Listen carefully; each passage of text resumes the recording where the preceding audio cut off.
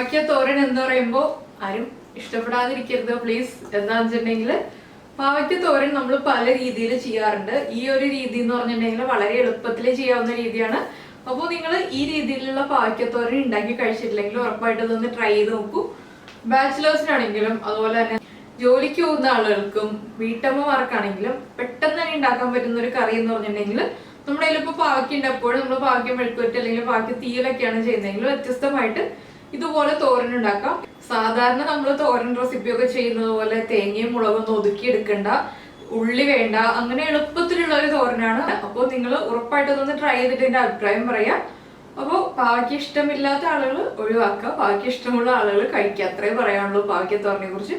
പിന്നെ പാവയ്ക്കയുടെ കയ്പാണ് കൂടുതലും ആൾക്കാർക്ക് പാവയ്ക്കയോട് അത്ര താല്പര്യമില്ലാതെ വരുന്നത്. അത് നിങ്ങൾ എടുക്കുമ്പോൾ പാവയ്ക്ക പച്ച കളറുള്ള പാവയ്ക്ക ഒഴിവാക്കിയിട്ട് വൈറ്റ് കളറുള്ള പാവയ്ക്ക എടുക്കുകയാണെങ്കിൽ അധികം കയ്പില്ലാത്ത പാവയ്ക്കായിരിക്കും. പിന്നെ ചില പാവയ്ക്ക വൈറ്റ് കളർ ആണെങ്കിലും കയ്പായിരിക്കും. അപ്പോൾ നമ്മളൊന്ന് ടേസ്റ്റ് ചെയ്ത് നോക്കാം. അധികം കയ്പുള്ള പാവയ്ക്കാണെങ്കിൽ നമ്മളത് കുക്ക് ചെയ്യാൻ എടുക്കാതിരിക്കുക. ഇല്ലെങ്കിൽ ഒരു 2-3 നുള്ള പഞ്ചസാര ചേർത്തിട്ടുണ്ടെങ്കിൽ ആ ഒരു പാവയ്ക്കയുടെ കയ്പൊന്ന് കുറഞ്ഞു കിട്ടും. കയ്പുള്ള പാവയ്ക്കാണെങ്കിൽ മാത്രം പഞ്ചസാര ചേർത്താൽ മതി. കയ്പില്ലാത്ത പാവയ്ക്കാണെങ്കിൽ പഞ്ചസാര ചേർക്കേണ്ട ആവശ്യമില്ല. അപ്പൊ നമുക്ക് നമ്മുടെ പാവയ്ക്ക തോരൻ എങ്ങനെയാണ് ഉണ്ടാക്കുന്നതെന്ന് നോക്കാം.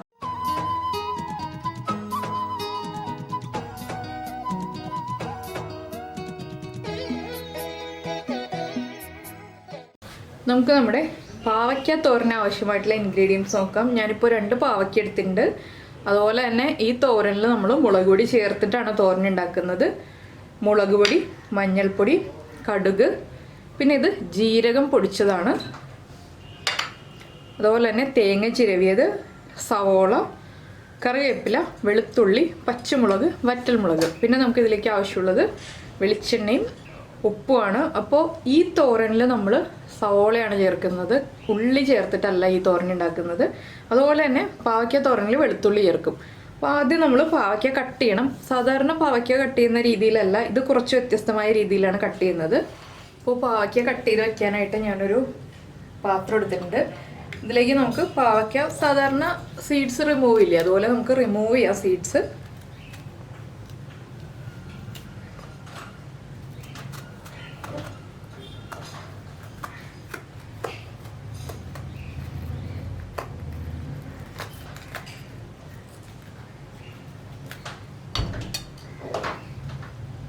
അപ്പോൾ ഞാൻ ഇവിടെ പാവയ്ക്കയുടെ ഈ ഒരു ഉള്ളിലെ കുരുവൊക്കെ മാറ്റുന്നത് എങ്ങനെയാണെന്ന് വെച്ചാൽ ഇതുപോലെ ഇങ്ങനെ നീക്കിയെടുക്കുകയാണ് ചെയ്യാറുള്ളത്. നിങ്ങളിപ്പോൾ കത്തി ഉപയോഗിച്ചോ സ്പൂൺ ഉപയോഗിച്ചൊക്കെയാണ് പാവയ്ക്കയുടെ കുരു മാറ്റുന്നതെങ്കിൽ അതുപോലെ തന്നെ മാറ്റുക.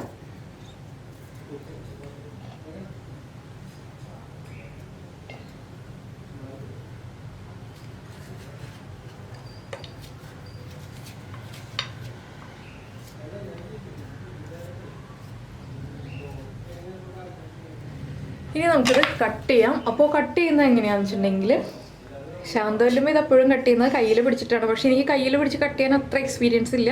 ഞാൻ നിങ്ങളെ കാണിച്ചു തരാം. നിങ്ങൾക്ക് കയ്യിൽ പിടിച്ച് കട്ട് ചെയ്യാൻ പറ്റുന്നുണ്ടെങ്കിൽ കയ്യിൽ പിടിച്ചിട്ട് കട്ട് ചെയ്യുക, ഇല്ലെങ്കിൽ ചോപ്പിംഗ് ബോർഡിൽ വെച്ച് കട്ട് ചെയ്യാം. ഇതുപോലെ ഇങ്ങനെ കൊത്തി കൊടുക്കുക.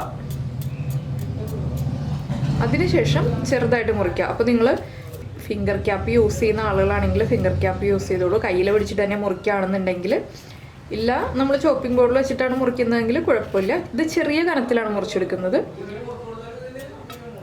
വീണ്ടും ഇതുപോലെ തന്നെ ഒന്ന് കൊത്തിയെടുക്കുക.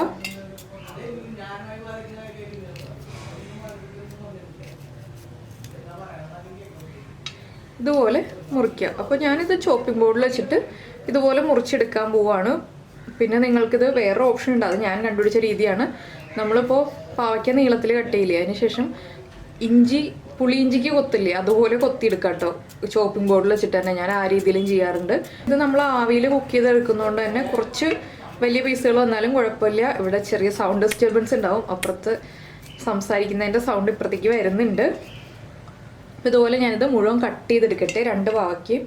ഇപ്പോൾ നമ്മൾ നമ്മുടെ പാവയ്ക്ക മുഴുവനും മുറിച്ചെടുത്തിട്ടുണ്ട് കണ്ടോ. ഇതുപോലെ പല രീതിയിൽ എന്താണെന്ന് വെച്ചാൽ ഒരേ വലിപ്പത്തിലല്ല കട്ട് ചെയ്തെടുത്തിരിക്കുന്നത്, നമ്മൾ കൊത്തിരിഞ്ഞെടുക്കുന്ന ആ രീതിയിൽ തന്നെ മുറിച്ചെടുത്തിട്ടുണ്ട്. അതിൻ്റെ കൂടെ തന്നെ ഞാനിപ്പോൾ നമ്മളെടുത്ത് വെച്ചിരുന്ന വെളുത്തുള്ളി, സവോള, പച്ചമുളക് ഇത്രയും കട്ട് ചെയ്തിട്ടുണ്ട്. വെളുത്തുള്ളിയൊക്കെ ചെറുതായിട്ടാണ് കട്ട് ചെയ്തത്.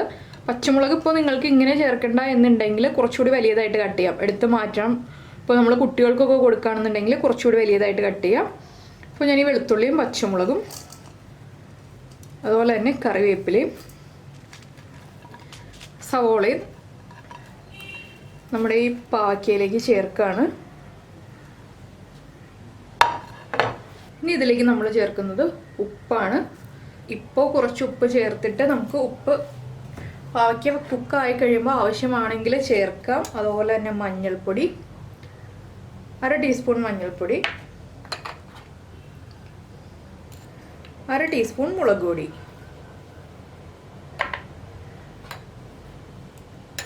പിന്നെ 1/2 ടീസ്പൂൺ ജീരകം പൊടിച്ചത്. നിങ്ങളുടെ കയ്യിൽ ജീരകം പൊടിച്ചത് ഇല്ലയെന്നുണ്ടെങ്കിൽ, ഇപ്പോൾ ജീരകം കടിച്ചാൽ കുഴപ്പമില്ല, ജീരകത്തിൻ്റെ ടേസ്റ്റ് ഇഷ്ടമാണെന്നുണ്ടെങ്കിൽ കുറച്ച് ജീരകം ഇതിലേക്ക് ഇട്ട് കൊടുത്താൽ മതി. ഇല്ലെങ്കിൽ ജീരകം പൊടിച്ച് തന്നെ ചേർക്കാം. ഇതിൻ്റെ കൂടെ നമ്മൾ തേങ്ങ ചിരവി വെച്ചിരിക്കുന്നത് ഇത്രയും ചേർത്ത് കൈകൊണ്ട് തന്നെ നന്നായിട്ടൊന്ന് മിക്സ് ചെയ്യാം. അപ്പോൾ നിങ്ങൾക്ക് സവോളയ്ക്ക് പകരം ഉള്ളി ചേർക്കണം എന്നുണ്ടെങ്കിൽ ഉള്ളി ചേർക്കാം. പക്ഷേ ഞാനിപ്പോൾ വല്യമ്മയുടെ ആ ഒരു സെയിം റെസിപ്പി ഫോളോ ചെയ്യുന്നത് കൊണ്ടാണ് ഞാൻ ഉള്ളി ചേർക്കാത്തത്. ഇത് നന്നായിട്ട് ഇതുപോലെ തിരുമ്മി മിക്സ് ചെയ്തെടുക്കുക. നമ്മൾ പാവയ്ക്കയിലേക്ക് ഉപ്പ് ചേർത്ത് തിരുമ്മുമ്പോൾ പാവയ്ക്കയിൽ നിന്ന് വെള്ളം കുറച്ചിറങ്ങി വരും. അപ്പോൾ ആ വെള്ളത്തിൽ നമ്മൾ ആവിയിൽ വെച്ച് കുക്ക് ചെയ്യുമ്പോൾ നന്നായിട്ട് തോരൻ കുക്കായി വന്നോളും. വെള്ളം ചേർക്കേണ്ട ആവശ്യമില്ല. പിന്നെ ഈ ഒരു റെസിപ്പി ഞാൻ ഇരുമ്പ് ചീനച്ചട്ടിയിൽ ചെയ്യുമ്പോൾ എപ്പോഴും ചട്ടിയിൽ പിടിക്കാറുണ്ട്. അതുകൊണ്ട് ഞാനിതിപ്പോൾ നോൺ സ്റ്റിക്ക് പാനിലാണ് ചെയ്യാൻ പോകുന്നത്. നന്നായിട്ട് ഇതുപോലെ ഒന്ന് തിരുമ്മി കൊടുക്കാം കേട്ടോ.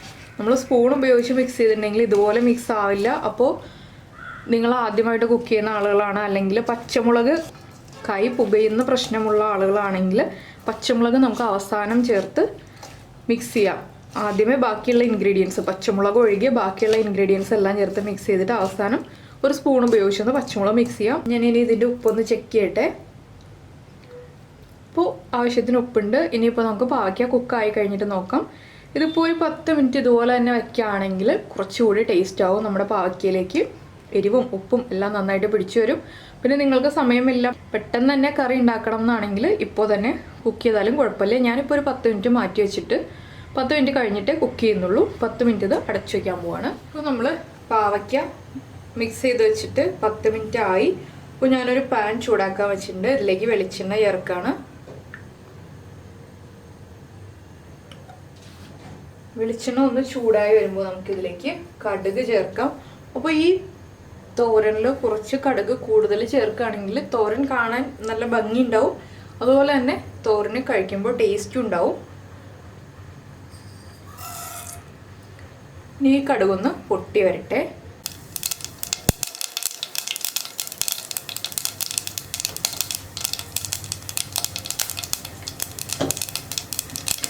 അപ്പോൾ നമ്മുടെ കടുക് പൊട്ടി കഴിഞ്ഞുകൊണ്ടിരിക്കുന്നുണ്ട്. നമുക്കിതിലേക്ക് വറ്റൽമുളക് ചേർക്കാം. വറ്റൽമുളക് ചേർത്തിട്ട് ഒന്ന് ഇളക്കുക, കളറ് മാറേണ്ട ആവശ്യമില്ല. ഞാൻ ഫ്ലെയിം കുറച്ചു. ഇനി ഇതിലേക്ക് നമ്മൾ മിക്സ് ചെയ്ത് വെച്ചിരിക്കുന്ന പാവയ്ക്ക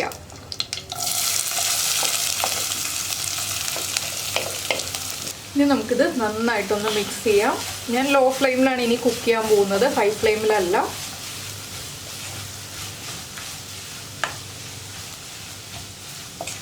ഇപ്പോൾ ചെറിയ ക്വാണ്ടിറ്റി, ഇപ്പോൾ ഒരു പാവയ്ക്കൊക്കെ ആണെങ്കിൽ ഒരു ഹാഫ് സവാള, അല്ലെങ്കിൽ ഇപ്പോൾ നിങ്ങൾ ഉള്ളിയാണ് എടുക്കുന്നതെങ്കിൽ ഒരു 10 ഉള്ളിയൊക്കെ എടുത്താലും മതി കേട്ടോ. അധികം ഉള്ളിയുടെ അല്ലെങ്കിൽ സവാളയുടെ ടേസ്റ്റ് അധികം വേണ്ട. നമ്മൾ ചില തോരനിൽ കൂടുതൽ ഉള്ളി ചേർക്കും, ചില തോരനിൽ ഉള്ളി 1 or 2 ഉള്ളിയേ ചേർക്കുള്ളൂ. അത് ഓരോ തോരനും നമ്മൾ എടുക്കുന്ന പച്ചക്കറി അനുസരിച്ച് വ്യത്യാസം വരും. നന്നായിട്ടൊന്ന് ഇളക്കിയിട്ട്, ഇത് സാധാരണ നമ്മുടെ അമ്മമാരൊക്കെ പറയില്ലേ തട്ടിപ്പൊത്തി വയ്ക്കാന്ന്, അതുപോലെ എല്ലാം കൂടെ ഒരുമിച്ചാക്കി ഇങ്ങനെ വയ്ക്കുക. ഇനി ഇതിവിടെ ഇരുന്ന് ലോ ഫ്ലെയിമിലിരുന്ന് കുക്കായി വരട്ടെ. നന്നായിട്ട് ആവി വന്നു കഴിയുമ്പോൾ നമ്മൾ വീണ്ടും ഇളക്കി കൊടുക്കുക. അതിനുശേഷം ഇടയ്ക്കിടയ്ക്ക് ഒന്ന് ഇളക്കണം. നിങ്ങൾ ഷുഗർ പേഷ്യൻസ് അല്ല, ഷുഗറിൻ്റെ പ്രോബ്ലംസ് ഒന്നും ഇല്ല എന്നുണ്ടെങ്കിൽ ഇപ്പോൾ ഇതിലേക്ക് കുറച്ച് ഒരു 2 പിഞ്ച് പഞ്ചസാര ചേർക്കാം. കയ്പുള്ള പാവയ്ക്കാണെന്നുണ്ടെങ്കിൽ മാത്രം. കയ്പില്ലാന്നുണ്ടെങ്കിൽ പഞ്ചസാര ചേർക്കണ്ട. ഞാനിപ്പോൾ ഇതിൽ പഞ്ചസാര ചേർക്കുന്നില്ല. എന്താണെന്ന് വെച്ചിട്ടുണ്ടെങ്കിൽ പാവയ്ക്കയ്ക്ക് കയ്പില്ല. പാവയ്ക്ക നമ്മൾ ടേസ്റ്റ് ചെയ്ത് നോക്കുമ്പോൾ, പാവയ്ക്ക ടേസ്റ്റ് ചെയ്യാന്ന് വെച്ചാൽ നമ്മൾ നേരത്തെ ഉപ്പ് ചെക്ക് ചെയ്തില്ല, ഉപ്പ് എരിവൊക്കെ ചെക്ക് ചെയ്യുമ്പോൾ അറിയാൻ പറ്റും പാവയ്ക്കയ്ക്ക് കയ്പുണ്ടോ ഇല്ലയോ എന്നുള്ളത്. അപ്പോൾ കയ്പുള്ള പാവയ്ക്കാണെങ്കിൽ ചെയ്യാനുള്ളൊരു ഓപ്ഷനാണ് ഞാൻ പറഞ്ഞത്. അപ്പോൾ ഇത് ആവി വന്നു തുടങ്ങുന്നുണ്ട്. ഇത് കണ്ടോ, നമ്മൾ ഈ അടച്ചു വെച്ചിരിക്കുന്ന ലിഡിൻ്റെ മുകളിലേക്ക് ഇതുപോലെ ആ മോയ്സ്ചർ ഇങ്ങനെ വന്നു തുടങ്ങുന്നുണ്ട്. നമുക്കൊന്നുകൂടി ഒന്ന് ഇളക്കാം. ഈ ഒരു തോരനിലൊക്കെ നമ്മൾ ശ്രദ്ധിക്കേണ്ട ഒരു കാര്യം എന്താണെന്ന് വെച്ചാൽ ഇടയ്ക്കിടയ്ക്ക് ഒന്ന് ഇളക്കി കൊടുക്കണം. എരിവ് കുറവായിട്ട് തോന്നുകയാണ് ഇപ്പോൾ നമ്മൾ പാവയ്ക്ക കുക്ക് ചെയ്തുകൊണ്ടിരിക്കുമ്പോൾ, അല്ലെങ്കിൽ പാവയ്ക്ക കുക്ക് ആയി കഴിഞ്ഞിട്ട് നമുക്ക് എരിവ് കുറവായിട്ട് തോന്നുകയാണെങ്കിൽ ഒരു 2 പച്ചമുളകും കൂടി ഒന്ന് സ്പ്ലിറ്റ് ചെയ്തിട്ടിട്ട് നന്നായിട്ട് ഇളക്കി മിക്സ് ചെയ്ത് ഒന്ന് ചൂടാക്കി എടുക്കുക. അങ്ങനെയാകുമ്പോൾ എരിവ് കറക്റ്റ് ആയിക്കോളും. വീണ്ടും നമുക്കിത് ഒരുമിച്ചാക്കി തന്നെ വെച്ചിട്ട് അടച്ചു വയ്ക്കാം. ഇതിവിടെ ഇരുന്ന് കുക്കാവട്ടെ. അപ്പോൾ നമ്മുടെ പാവയ്ക്ക കുക്ക് ചെയ്യാൻ വെച്ചിട്ട് 10 മിനിറ്റായി. ഞാൻ ആകെയുള്ള കുക്കിംഗ് ടൈമാണ് പറഞ്ഞത്, 10 മിനിറ്റ്. അപ്പോൾ പാവയ്ക്കൊക്കെ നന്നായിട്ട് കുക്കായി വന്നിട്ടുണ്ട്. നന്നായിട്ടൊന്ന് ഇളക്കുക. ഇനി ഇതിലേക്ക് നമുക്കൊന്നും ചെയ്യാനില്ല. ചൂടൊന്ന് മാറി വരുമ്പോൾ ചോറിൻ്റെ കൂടെ ചേർത്ത് കഴിക്കാം. നല്ല ചൂട് ചോറാണ് ഇതിൻ്റെ നല്ല കോമ്പിനേഷൻ എന്ന് പറഞ്ഞിട്ടുണ്ടെങ്കിൽ. കഞ്ഞിയുടെ കൂടെയും ചോറിൻ്റെ കൂടെയും കഴിക്കാം. പക്ഷെ നല്ല ചൂടുള്ള ചോറും ചെറിയ ചൂടുള്ള പാവയ്ക്ക തോരനും ചേർത്ത് കഴിക്കുകയാണെങ്കിൽ നല്ല ടേസ്റ്റാണ്. പറഞ്ഞിട്ട് എനിക്ക് കൊതിയാവുന്നു കേട്ടോ. പക്ഷേ ഇപ്പോൾ രക്ഷയില്ല, പാവയ്ക്ക ആയതുകൊണ്ട് എൻ്റെ വീക്ക്നെസ്സാണ് ഈ കാണുന്നത്. പക്ഷേ കഴിക്കാൻ നിർത്തില്ല. അപ്പോൾ നമുക്ക് ഫ്ലെയിം ഓഫ് ചെയ്യാം. ഞാൻ ഫ്ലെയിം ഓഫ് ചെയ്തു. ഇനി ഒരു സെർവിങ് ബൗളിലേക്ക് മാറ്റിയിട്ട് ഫോട്ടോ ഒക്കെ എടുക്കട്ടെ. പാവയ്ക്ക തോരൻ ഇതുപോലെ ഉണ്ടാക്കി കഴിച്ചിട്ടില്ല എന്നുണ്ടെങ്കിൽ നിങ്ങളൊന്ന് ഉണ്ടാക്കി നോക്കൂ. ഉറപ്പായിട്ടും പാവയ്ക്ക ഇഷ്ടമില്ലാത്ത ആൾക്കാർ പോലും ഇഷ്ടപ്പെട്ടു പോകും. എന്താ വെച്ചാൽ കയ്പില്ലാത്ത പാവയ്ക്കാണെങ്കിൽ വളരെ നന്നായിരിക്കും. കയ്പുള്ള പാവയ്ക്കാണെങ്കിൽ ഷുഗറിൻ്റെ പ്രശ്നമില്ലാന്നുണ്ടെങ്കിൽ ഞാൻ പറഞ്ഞതുപോലെ കുറച്ച് പഞ്ചസാര ആഡ് ചെയ്തോളൂ. അതേ വേണ്ട കേട്ടോ, കുറച്ച് എല്ലാത്തിലും പഞ്ചസാര ചേർക്കുന്നു എന്ന് പറഞ്ഞിട്ട് എനിക്ക് എപ്പോഴും കംപ്ലയിൻസ് വരാറുണ്ട്. ഇതിലും പഞ്ചസാരയാണോ ശർക്കരയാണോ എന്നൊക്കെ ചോദിച്ചിട്ട്. അപ്പോൾ നമ്മൾ ചേർത്ത സവാളയൊക്കെ കണ്ടോ നന്നായിട്ട് കുക്കായിട്ടുണ്ട്. അതുപോലെ തന്നെ നമ്മൾ ലിഡങ്ങ് മാറ്റുമ്പോൾ നല്ല ജീരകത്തിൻ്റെ സ്മെല്ല് വരും. എന്താണെന്ന് വെച്ചാൽ ജീരകപ്പൊടി ചേർത്തതുകൊണ്ടാണ് ആ ഒരു ജീരകത്തിൻ്റെ സ്മെല്ല് വരിക. അപ്പോൾ എല്ലാവരും ഉണ്ടാക്കി കഴിച്ചതിന് ശേഷം അഭിപ്രായം പറയാൻ മറക്കരുത് കേട്ടോ. എന്താ വെച്ചാൽ എനിക്ക് കുറച്ച് റെസിപ്പികളൊക്കെ ഭയങ്കര ഫേവറേറ്റ് ആയിട്ടുള്ളത്. അപ്പോൾ അത് എനിക്ക് നിങ്ങളുടെ അടുത്ത് ഷെയർ ചെയ്ത് തരുമ്പോൾ അത്രയ്ക്ക് സന്തോഷമാണ്. എന്താ എനിക്ക് ഇഷ്ടപ്പെട്ട റെസിപ്പികൾ എൻ്റെ ഏറ്റവും പ്രിയപ്പെട്ട റെസിപ്പികൾ ഷെയർ ചെയ്യുമ്പോൾ എനിക്ക് വല്ലാത്തൊരു സന്തോഷമാണ്. അപ്പോൾ ലൈക്ക് ചെയ്യാനും ഷെയർ ചെയ്യാനും സബ്സ്ക്രൈബ് ചെയ്യാത്ത ആളുകൾ സബ്സ്ക്രൈബ് ചെയ്യാനും മറന്നു പോകരുത്. അപ്പോൾ നമുക്ക് നമ്മുടെ അടുത്ത റെസിപ്പിയുമായിട്ട് അടുത്ത ദിവസം കാണാം. ബൈ.